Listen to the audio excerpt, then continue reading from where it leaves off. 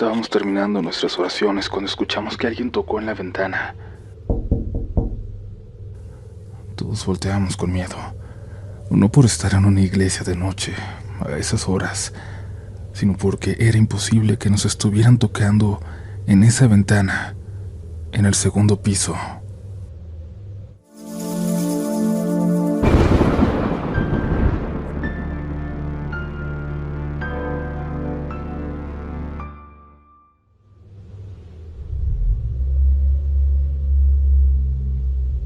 Muy buenas noches, comunidad. Me da mucho gusto poder recibirles de nuevo aquí, en este espacio en el que pueden confiar para olvidarse al menos un ratito de todo, mientras escuchan historias de terror, relatos de fantasmas, de encuentros con lo paranormal. Si nos escuchan en el metro, mientras van a casa, en el transporte público, en el tráfico, espero que al acompañarlos el viaje se haga más corto. Si somos el sonido de fondo mientras hacen alguna tarea, en el trabajo, en la casa o intentando dormir, también gracias por darnos la oportunidad de estar con ustedes. Es un privilegio que nos dejen formar parte de su cotidianidad. Sin más, es momento de apagar la luz y dejarse llevar por las historias a continuación. No malinterpreten la amabilidad de este intro. No, les espera terror real en las siguientes historias. Estás escuchando Relatos de la Noche.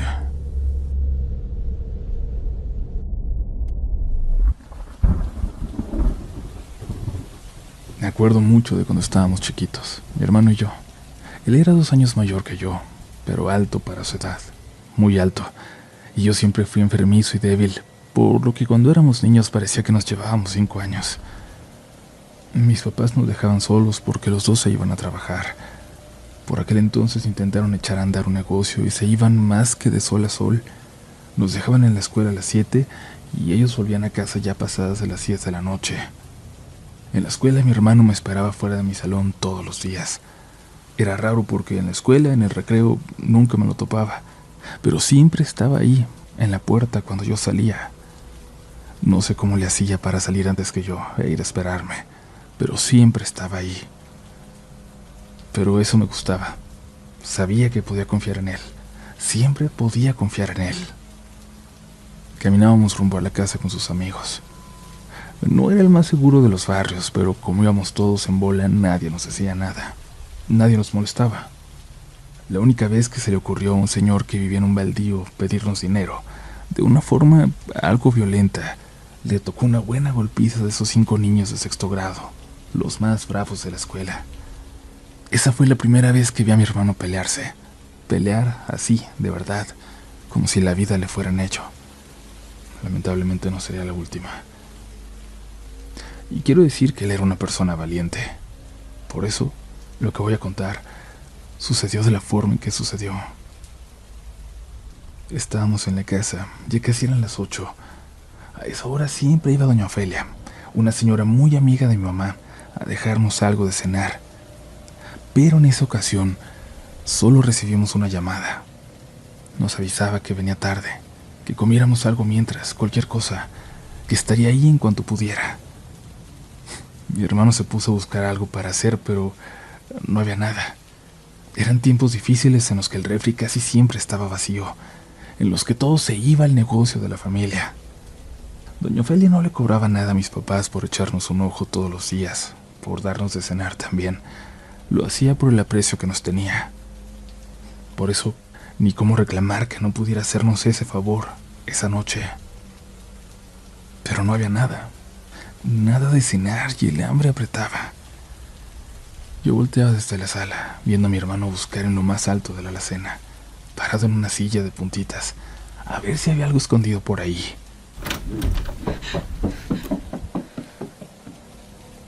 La puerta de la casa, en medio de la sala y la cocina, se abrió de portazo, y vimos como en medio de nosotros entró corriendo una mujer a nuestra casa, llorando, y se fue a meter directamente al cuarto de mis papás. Yo no supe qué hacer, solo me puse de pie, y mi hermano brincó de la silla donde estaba parado, para asomarse desde ese pasillo en medio de la sala y la cocina hacia allá, hacia el cuarto. Luego miró hacia afuera, hacia la calle, Algo vio que peló los ojos, como si se hubiera asustado, y corrió a cerrar y poner el seguro. Yo me quedé quieto por el miedo, y él me agarró y me jaló hasta nuestro cuarto. Cuando entramos en la habitación, escuchamos como alguien pateaba en la puerta de la casa, muy feo. Parecía que la iba a tumbar, que la iba a romper. Ven para acá, no te me vas a esconder. Del otro lado de la pared, escuchábamos a la mujer llorando, muy asustada, escondida en el cuarto de mis papás. Y de pronto fue claro que la puerta se había venido abajo, que quien fuera que estaba ahí, que la seguía, ya había entrado. Yo empecé a llorar. Mi hermano me empujó hacia el armario, me sentó en el fondo y me echó cosas encima para esconderme. Me dio un cinto para que cerrara por dentro, atorando las dos perillas que tenían las puertas. Me dijo que las rodeara y jalara con fuerza si escuchaba que alguien entraba al cuarto. Le pregunté qué iba a hacer él. Le pedí que se quedara escondido conmigo, que por favor no saliera, que no fuera a detener a ese hombre. Era valiente, pero lo que se escuchaba allá afuera era un hombre adulto, completamente furioso. Me dijo que me calmara, que saldría por la ventana, que iría corriendo a buscar al esposo de doña Ofelia, a los vecinos. Me pidió que cerrara y que por ningún motivo fuera a abrir antes de que él volviera.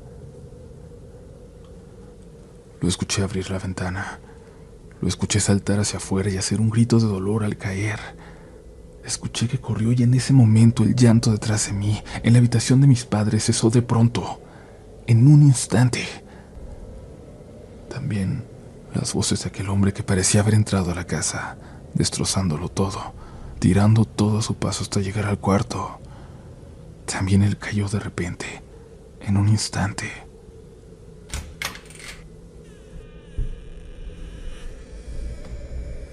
La puerta de la habitación se abrió lentamente. Alguien se acercó hasta la puerta del armario. Tocaron, pero yo me callé.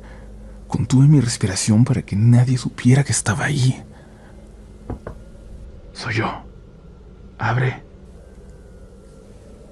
Escuché la voz de mi hermano, pero él se acababa de ir. Él había dicho que iría corriendo a la casa de doña Ofelia y eso estaba en la calle de atrás. No podía estar ahí. Intentó abrir y yo jalé el cinto con fuerza, apretando tan fuerte como podía. Te prometo que soy yo. Abre. Quiero enseñarte algo. No sé por qué, pero no podía más. Estaba a punto de abrir la puerta a pesar de que yo intentaba detenerla, así que simplemente me di por vencido. Quité el cinto de las perillas. Abrí despacio. Te dije que soy yo, menso. Ven. Ven a ver. Era mi hermano, sonriente, pero con una sonrisa diferente, nerviosa. Salí con él. Me enseñó el pasillo. Todo estaba en orden. La puerta de la casa estaba en perfecto estado. Luego fuimos a ver la habitación de mis padres y no había nadie. Ni una sola señal de que alguien hubiera entrado ahí. Era como si la señora y eso que le iba siguiendo se hubieran esfumado. No entró nadie, me dijo. Yo intenté decirle que eso no era cierto, que los dos le habíamos visto entrar. Eso no era un fantasma. Vimos entrar a una señora corriendo, gritando. Una señora de verdad. La escuchamos esconderse en el cuarto de mis papás. Esa señora había dejado la puerta de la casa abierta. Mi mismo hermano la había cerrado después. Yo sé, pero no entró nadie, respondió mi hermano con tristeza. Le pregunté qué fue lo que había visto afuera cuando se asomó, cuando cerró rápido y puso el seguro. Solo me dijo que no con la cabeza, como si no hubiera visto nada o como si no lo quisiera decir. Cuando llegó doña Ofelia con la cena, minutos después, lo primero que hice fue contarle lo que acababa de pasar. Ella me miraba algo desconcertada, volteando a ver a mi hermano como para que le confirmara que lo que yo decía era cierto. Y luego ella le dijo a mi mamá. Las dos estuvieron rezando a partir de entonces, todas las noches en la habitación de mis padres, por 9 días. Nunca volvió a pasar nada extraño en esa casa. Mis papás ya no están para volver a preguntarles sobre esta historia. Mi hermano tampoco. Yo ya no supe qué fue lo que vio. No pude preguntar si sabían si algo más había pasado en esa casa o qué fue lo que vi. Yo sigo pensando que quizás fue un momento atorado en el tiempo, congelado, volviéndose a repetir, quizás del pasado, quizás de algo que aún no sucede. Espero que sea lo primero.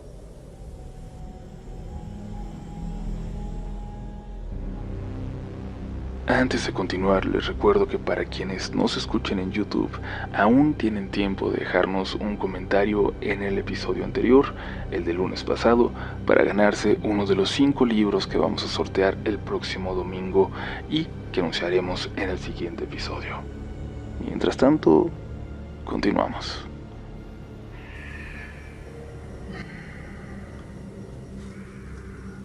Hola comunidad de Relatos de la Noche. Me llamo Ulises Ojeda y soy de Hermosillo, Sonora, en el norte de México. Desde hace mucho tiempo he querido compartir esta historia, pero solo la he contado a 4 personas, mis mejores amigos, por temor a que piensen que estoy loco, que lo estoy inventando. Por motivos de privacidad voy a cambiar los nombres de las personas involucradas y empiezo a escribir antes de que me arrepienta otra vez. Esto pasó hace 6 años. Yo tenía 17 y en ese entonces iba al grupo de jóvenes de la iglesia. Ya llevaba un tiempo ahí y me habían invitado a ser parte del equipo de coordinación. Éramos como 10 chavos, todos más o menos de la misma edad. Las juntas eran los viernes en la noche. Nos veíamos en un salón que estaba en el segundo piso de un edificio junto a la iglesia. Para entrar había que pasar por una puerta de metal muy pesada, que estaba en un costado de este edificio. Luego cruzábamos 2 salones. Uno tenía un piano viejo y el otro un órgano eléctrico. Para entrar había que pasar por una puerta de metal muy pesada, como todas en ese edificio. Luego cruzábamos 2 salones, uno con un piano viejo y el otro con un órgano eléctrico. Ese segundo salón daba a uno más grande, con un pequeño escenario y una puerta roja a un lado. Por ahí subías unas escaleras que llevaban al salón donde nos reuníamos. Si seguías subiendo, había un pasillo con varios salones más donde daban catecismo. Era un lugar enorme, como un laberinto. El salón donde hacíamos la junta tenía 2 ventanas, una que daba al almacén y la otra a uno de los salones de catecismo. Les explico todo esto para que se lo imaginen mejor, porque más adelante esos detalles sí importan. Aquella noche estábamos ya los 10 del grupo, solo faltaba el coordinador adulto, Víctor. Como todos salíamos tarde de la escuela, las juntas eran casi siempre a las 8. Mientras llegaba Víctor estábamos platicando, matando el tiempo, y después de unos 10 minutos tarde llegó. Sacamos una de las mesas plegables de siempre y empezamos la junta. Todo fue completamente normal durante las siguientes 2 horas. Ya casi daban las 11 y como siempre, Víctor se ofreció a dar la ronda para llevarnos a todos a nuestras casas. Pero fue entonces cuando alguien tocó a la ventana que daba al almacén, como si quisiera que la abriéramos. Una ventana donde no podía estar parado nadie, porque el almacén era de techo alto. Esa ventana estaba en un segundo piso. Todos volteamos en automático, pero nadie dijo nada. Nadie se atrevió. Aunque fue un toque casi imperceptible, sí había sucedido. Víctor con mucha calma solo comentó: hay que apurarnos, ya quieren que nos vayamos. Intentamos seguir con la junta, aunque todos nos quedamos con la duda. Y justo cuando ya íbamos a terminar volvieron a tocar, pero esta vez fue más fuerte, más insistente. Víctor se levantó de la silla y dijo: ok, ya vámonos, pero por favor, tómense de las manos. Vamos a hacer una oración antes de irnos. Nos paramos todos juntos. Ya era costumbre cerrar los ojos mientras orábamos, pero esa vez, justo antes de empezar, Víctor dijo algo más. Les voy a pedir algo, muchachos. Cierren los ojos y no los abran hasta que yo les diga. Nos miramos entre nosotros. Nadie dijo nada, pero se notaba que todos pensaban lo mismo. Algo muy, muy raro estaba pasando. Nos santiguamos y empezamos a orar. Víctor apenas iba diciendo las primeras palabras cuando escuché, clarito, cómo se abría la puerta del salón. Una puerta pesada que rechinaba horrible al moverse. No había forma de confundir ese sonido. Sentí como Daniela, que estaba a mi izquierda, y Miguel, que estaba a mi derecha, me apretaron fuerte las manos. Y entonces supe que no era el único que lo había oído, que no me lo estaba imaginando, que no era sugestión. Un momento después la puerta se cerró. Cerró con una fuerza que me hizo dar un salto, y en ese momento Víctor alzó la voz y dijo más fuerte: «Ok, no abran los ojos hasta que yo les diga, por favor». Esta vez su tono fue distinto. No era parte de la oración. Fue como cuando te regañan por algo grave. Siguió rezando, pero yo ya no podía pensar en nada. Cerré los ojos tan fuerte como pude. El ambiente cambió.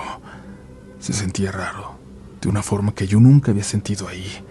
Menos ahí. Era como si algo estuviera en la habitación con nosotros. No lo sé. Era una tensión horrible. Empecé a escuchar pasos. Pasos suaves en el cuarto, con nosotros, pero marcados, como de alguien usando tacones. Tac, tac, tac. Uno tras otro, rodeándonos. Iban caminando despacio, como si quisieran asegurarse de que todos los escucháramos. Los pasos se movían alrededor de nosotros. Podía sentir cómo se acercaban a cada uno. Era como si alguien caminara justo atrás de mí, atrás de nosotros. Puse atención para escuchar algo. Una risa, como si nos estuvieran viendo desde algún lugar, como si se estuvieran riendo de nosotros. No de un chiste, no de algo gracioso. Se estaban riendo de nosotros, como si fuéramos tontos. Daniel y Miguel me apretaban las manos cada vez más fuerte. Yo ya no podía sentir los dedos. Sentía cómo temblaban. Y entonces sentí algo más. Algo me presionaba los hombros, como si alguien intentara empujarme hacia el suelo. Mi espalda empezó a doler, como si tuviera algo encima, y justo después sentí una respiración. Estaba en mi cara. Era fuerte, agitada, y sentía que había algo frente a mí, muy cerca. No me atreví a abrir los ojos. De pronto Fernando, otro de los del grupo, gritó con la voz quebrada: «Víctor, apúrate, por favor». Víctor aceleró su oración y cuando terminó, nos dijo: «En cuanto dé la orden, abran los ojos y corran. No volteen a ver nada. Miren al suelo y corran. No recojan nada. 1, 2, ¡ya!». Todos obedecimos, nadie cuestionó nada. Salimos corriendo. Bajamos las escaleras lo más rápido que pudimos, pero al llegar al salón donde estaba el órgano eléctrico, estaba completamente oscuro. No se veía absolutamente nada, nada, ni nuestras propias manos. Buscamos el apagador, pero no lo encontramos. Y entonces alguien dijo que nos formáramos en fila india, que nos tomáramos de las camisas para guiarnos, que no nos soltáramos. Y así, a ciegas, fuimos avanzando a tientas hasta llegar al salón de entrada. Cuando llegamos a la puerta de salida, Fernando trató de abrirla, pero no pudo. «Está cerrada. Víctor tiene la llave». Y fue ahí cuando alguien preguntó dónde estaba Víctor. Alguien más respondió que se había quedado arriba. Nos quedamos callados. Nadie decía nada.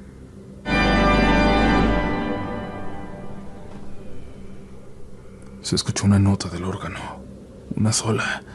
Fue un sonido seco como de madera, pero sonó. Todos entramos en pánico. Empezamos a gritarle a Víctor que se apurara, y unos segundos después bajó corriendo con la luz del celular encendida. Abrió la puerta y salimos disparados hacia la plaza que estaba cerca. Nos quedamos ahí, tirados, literalmente tirados, temblando. Algunos lloraban preguntándose qué había pasado.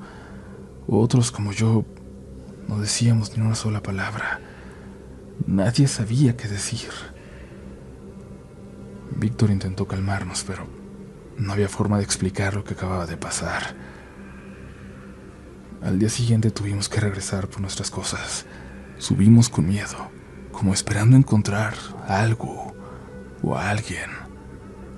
Pero lo que había ahí fue igual de raro, aunque estaba solo. Todo estaba revuelto. Carpetas hechas pedazos, hojas regadas por el suelo, mochilas abiertas, cuadernos deshojados. Parecía que alguien hubiera estado ahí toda la noche, hurgando en nuestras cosas.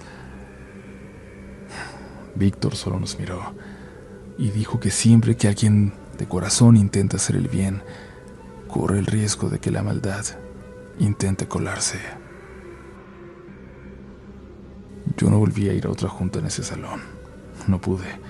Y a diferencia de muchas de las historias que se cuentan aquí, donde la gente repasa una y otra vez un evento paranormal, hasta hoy nadie más del grupo ha vuelto a hablar de esto, de lo que nos pasó.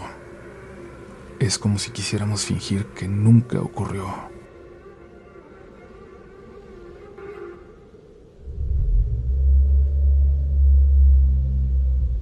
Gracias por acompañarnos hasta aquí, hasta este punto, a donde solo las valientes, los valientes logran llegar. Recuerda que si tienes una historia que quieras compartir con nosotros, puedes enviarla a nuestro correo mirelatodelanoche@gmail.com o a través de Instagram.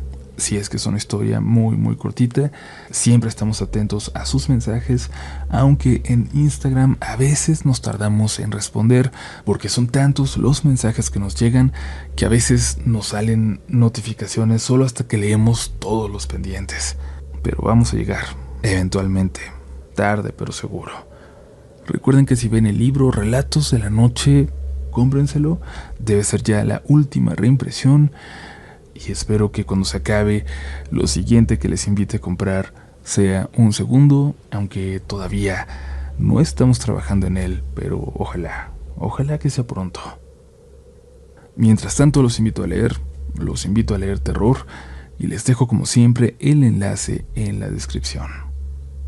Y ahora, volvamos a apagar la luz y continuar con el siguiente relato de la noche.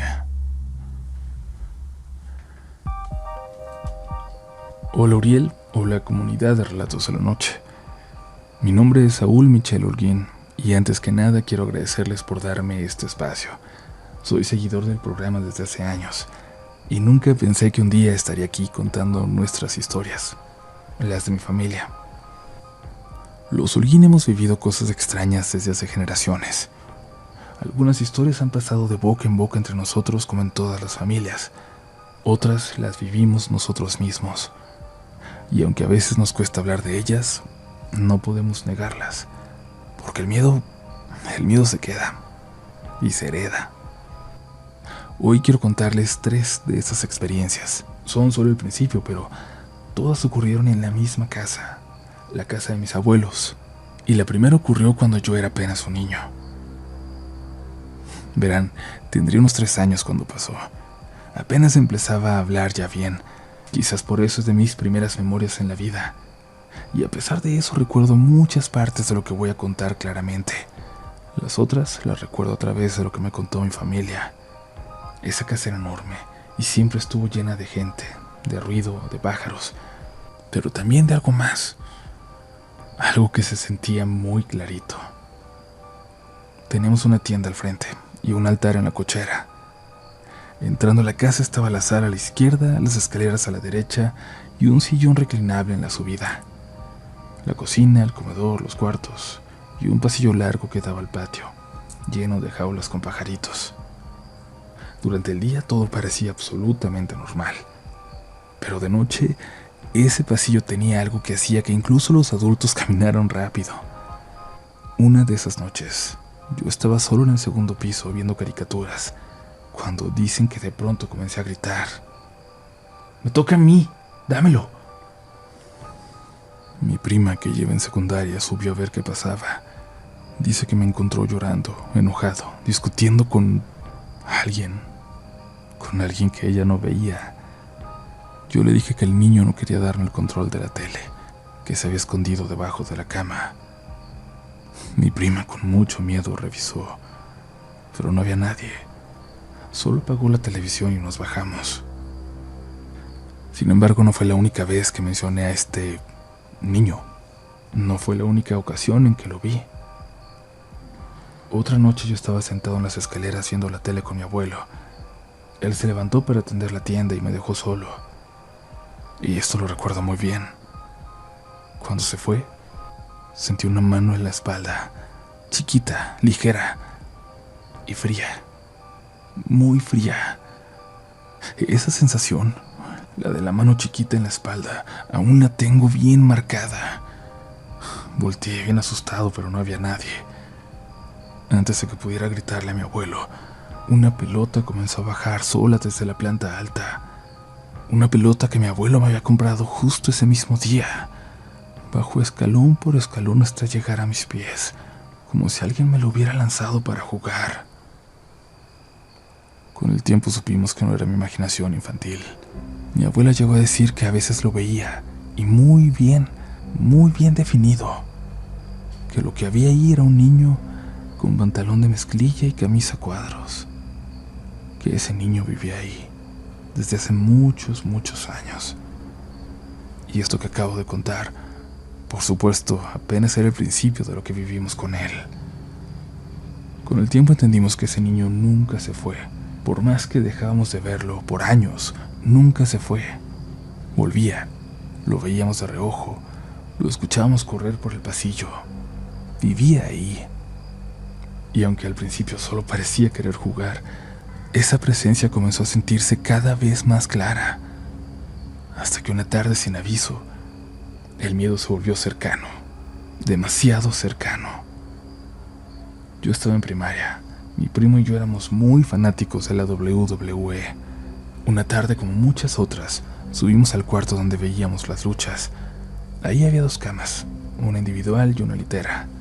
Y al entrar todo parecía normal, hasta que enchufamos la extensión para prender la tele.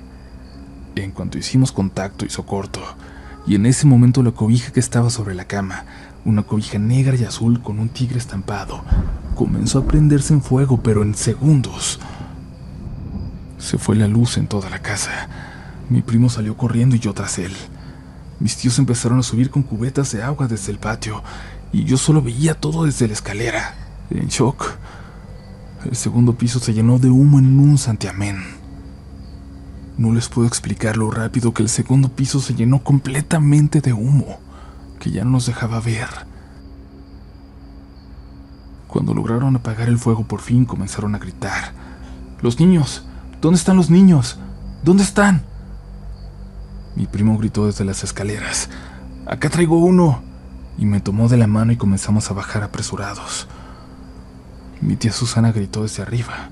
Dijo que veía uno entre el humo, que ahí estaba. Lo seguía por el pasillo como asustado, y se le escapaba hasta que por fin logró tomarlo de la mano, jalándolo sin poder verlo. «¡Baja, Susana! ¡Acá están los dos!», gritó mi abuelo desde abajo. Mi tía se detuvo. Soltó la mano del niño que había agarrado sin ver. Entre el humo ya no pudo ver a nadie. Entre el humo se dio cuenta de que no había nadie más ahí. Bajó corriendo la pobre, lo recuerdo, y no pudo volver a subir sola esa noche. Ella no fue la única que vio a un tercer niño correr entre el humo, pero nadie supo explicar quién más estaba ahí. Y esa noche, yo creo que más por el susto del niño que del incendio, nadie pudo dormir. El miedo ya se había instalado en la casa. Aunque pasaban los días, ya nadie se sentía igual. No podíamos subir solos. A nadie le gustaba estar en silencio. El ambiente estaba muy raro. Me atrevería a decir que como si algo se hubiera abierto. Esto ocurrió ya cuando yo iba en sexto de primaria. Por eso creo que lo recuerdo más que todas las historias anteriores. Esa noche mi mamá estaba en casa de mis abuelos con mis tíos, jugando baraja y tomando alguna cerveza. Ya era tarde cuando decidimos irnos. Recuerdo bien que al momento de salir a la calle, algo se sintió raro. Yo sentí como si no tuviéramos que irnos. No había pasado nada aún, pero algo estaba mal. Se sentía. Íbamos en el carro, mi mamá manejando, yo de copiloto y mi hermano dormido en el asiento de atrás. La lluvia era constante y fuerte. Tanto llovió que uno de los ríos de la ciudad se desbordó. Cuando llegamos al cruce simplemente no pudimos pasarlo. El agua ya cubría la carretera. Tuvimos que regresarnos a casa de mis abuelos. Era como si tuviéramos que pasar esa noche ahí. Ya en la casa mis tíos subieron al segundo piso para seguir jugando, en uno de los cuartos.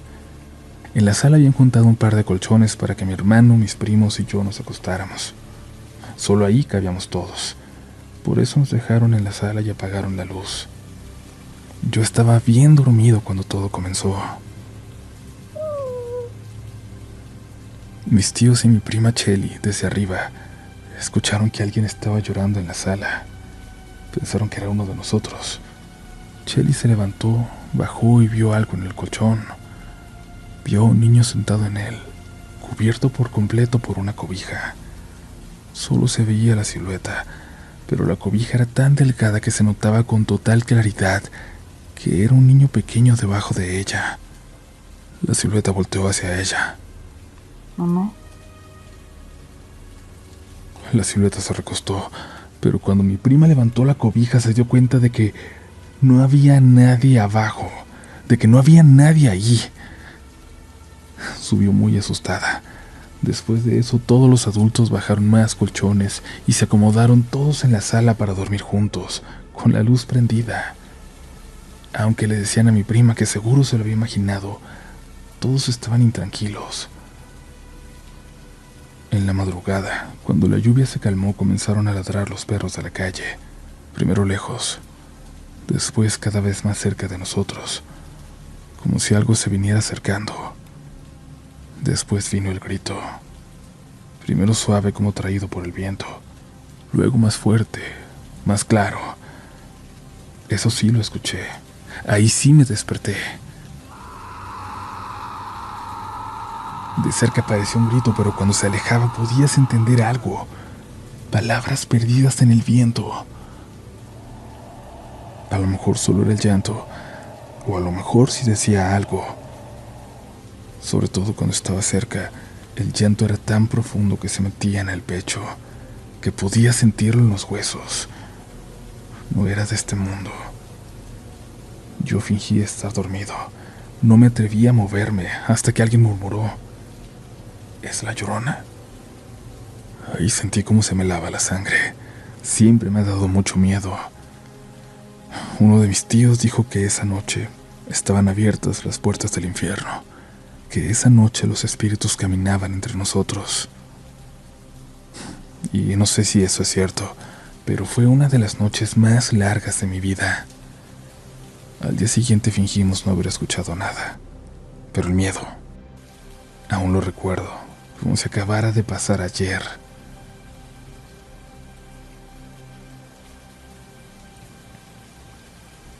Los holguinos son los únicos con historias como estas. Esta comunidad no es la única con historias como estas, pero lo que las hace distintas es la manera en que nosotros las recordamos, en cómo las recordamos quienes las disfrutamos, quienes buscamos no dejarlas olvidarse, por más miedo que nos provoquen. Nosotros las recordamos con detalles, con respeto, con miedo y con cariño, porque el miedo también puede heredarse, como los apellidos.